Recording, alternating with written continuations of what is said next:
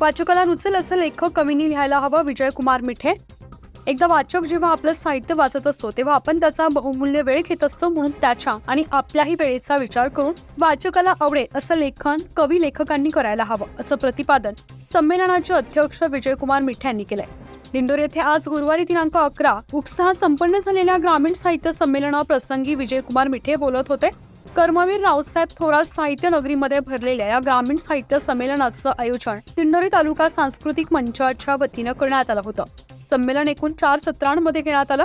पहिल्या उद्घाटन सत्रामध्ये साहित्य संमेलनाचं उद्घाटन प्रसिद्ध युवा व्याख्याते आणि कीर्तनकार अविनाश भारती यांनी केलं. या साहित्य संमेलनाचं स्वागताध्यक्ष तुषार वाघ यांनी उपस्थितांचं स्वागत करून संमेलन घेण्यामागचे विचार व्यक्त केले. उद्घाटन सत्राचे अध्यक्ष प्राध्यापक गंगाधर आहिरे हे होते. दुसऱ्या सत्रात मित्र वनव्यामध्ये गारव्यासारखा या महाराष्ट्रभर गाजत असलेल्या कवितेचं कवी अनंत राऊत यांनी आपल्या कविता आणि व्याख्यानानं रंगत आणली. तिसऱ्या सत्रामध्ये जिल्ह्यातील आणि तालुक्यातील निमंत्रितांचे कवी संमेलन झालं. या संमेलनाचे अध्यक्ष प्रसिद्ध चित्रपटकार, गीतकार आणि अभिनेते बाबासाहेब सौदागर हे होते. या संमेलनात जवळपास 40 कवींनी सहभाग घेतला. यावेळी विविध क्षेत्रात उल्लेखनीय काम करणाऱ्या व साहित्य क्षेत्रातील मान्यवरांचा सांस्कृतिक मंचाच्या वतीनं सत्कार करण्यात आलाय. दिंडोरी तालुक्यामध्ये ग्रामीण साहित्य संमेलन झाले. ते संमेलन अतिशय उत्साहामध्ये झाले. प्रचंड असा प्रतिसाद या साहित्य संमेलनाला होता. या संमेलनामध्ये तसे एक दिवसीय साहित्य संमेलन होते आणि या एक दिवसीय साहित्य संमेलनामध्ये उद्घाटनचे जे सत्र होते तर ते उद्घाटक म्हणून युवा व्याख्याते आणि कीर्तनकार अविनाश भारती हे पहिल्या सत्रामध्ये त्यांनी उद्घाटन केलं आणि त्या संमेलनामध्ये मी विजयकुमार मिठे अध्यक्ष होतो, संमेलनाध्यक्ष.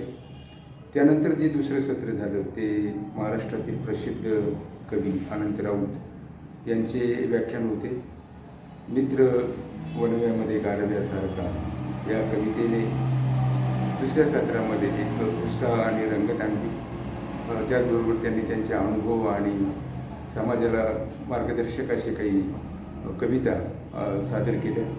त्यानंतर तिसरे जे सत्र झाले ते बाबासाहेब सौदागर, प्रसिद्ध चित्रपट गीतकार आणि अभिनेते यांच्या अध्यक्षतेखाली जे कवी संमेलन झालं त्यामध्ये जिल्ह्यातील आणि दिंडोरी तालुक्यातील कवींनी उत्स्फूर्त असा प्रतिसाद दिला.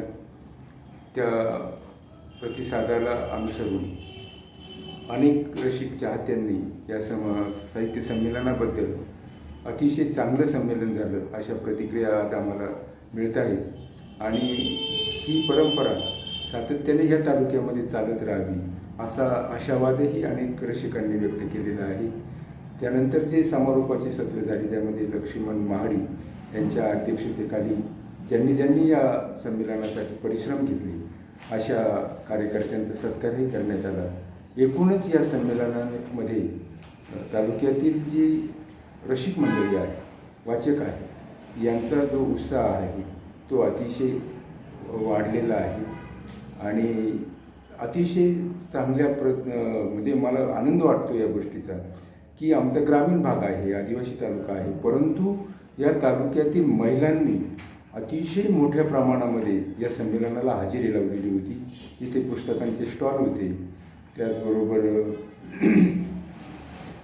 अनेक मनोरंजनाचे असे कार्यक्रम पण यामधून झालेले आहे. जे पावरी नृत्य आहे ते पावरी नृत्य देखील या संमेलनाचा आकर्षणाचा भाग होता. ग्रंथ दिंडी होती, त्यामध्ये लेझिम होते.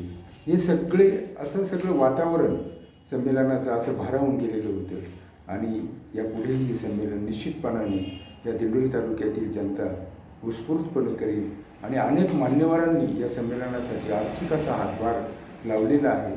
त्या सर्वांचे योगदानही महत्त्वाचे आहे.